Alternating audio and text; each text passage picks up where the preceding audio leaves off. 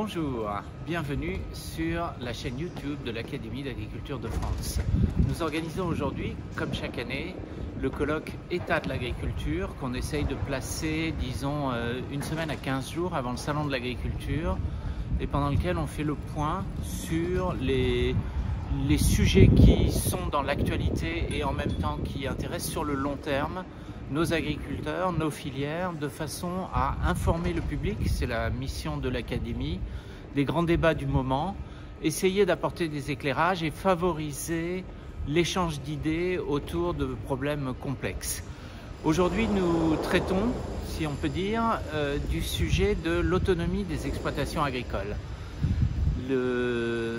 L'agriculture évolue sans arrêt, elle a évolué depuis la guerre et elle a continué d'évoluer fondamentalement en quelques générations seulement.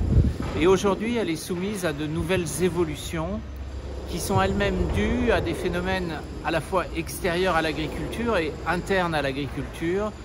Et on constate un peu partout, dans toutes les filières, dans toutes les régions, un souhait des agriculteurs à aller vers plus d'autonomie de leur exploitation.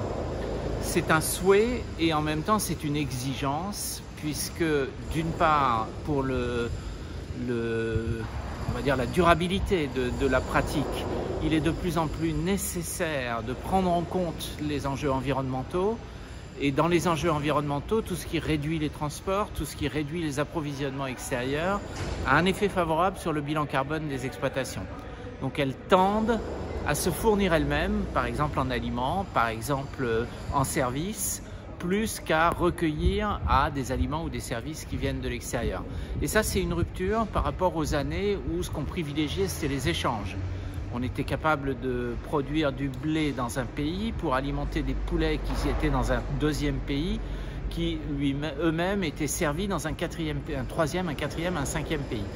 Donc aujourd'hui, on tend à essayer de revenir vers plus de circuits courts, vers plus de proximité dans les échanges alimentaires. Et c'est un des enjeux de l'autonomie des exploitations agricoles. Et puis, il y a la deuxième question qui s'est imposée à nous, la deuxième contrainte majeure, qui a été celle des perturbations graves dans le commerce international liées aux événements mondiaux, très récemment la guerre en Ukraine ou les événements de la bande de Gaza, qui ont un effet énorme sur les cours des matières premières et sur la disponibilité même de certaines matières.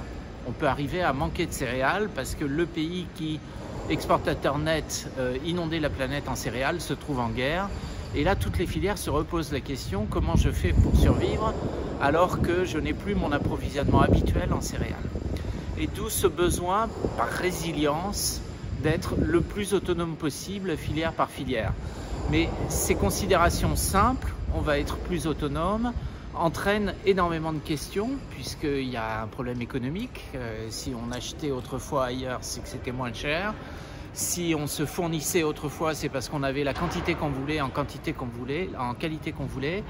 Et les filières elles-mêmes s'interrogent sur les conséquences de cette autonomie sur leur propre avenir. Et c'est ça qu'on va discuter, débattre et présenter pendant toute la durée de ce colloque d'aujourd'hui. Donc il y a des interventions qui vont nous rappeler quel est le cadre de l'actualité. On le fait pour chaque colloque, on fait un bilan de tout ce qui s'est passé d'important dans l'année pour l'agriculture. Et puis ensuite, un chercheur de l'INRA va nous expliquer quels sont les différents termes de l'autonomie des exploitations, quelle est la réalité de cette autonomie. Un économiste va nous expliquer quelles en sont les conséquences pour les exploitations, et des témoignages d'agriculteurs et de responsables de filières vont permettre de débattre autour de ces sujets. Voilà.